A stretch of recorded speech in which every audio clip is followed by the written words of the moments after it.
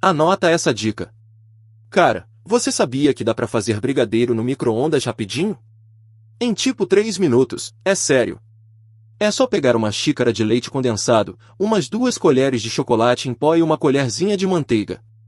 Mistura tudo numa tigela que possa ir no micro-ondas, leva por uns 2 minutos, dá uma mexida e mais 1 minuto. Vai olhando para não queimar, sabe?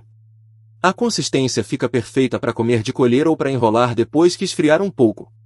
É uma mão na roda para quando bate aquela vontade de um docinho sem complicação. Vale testar!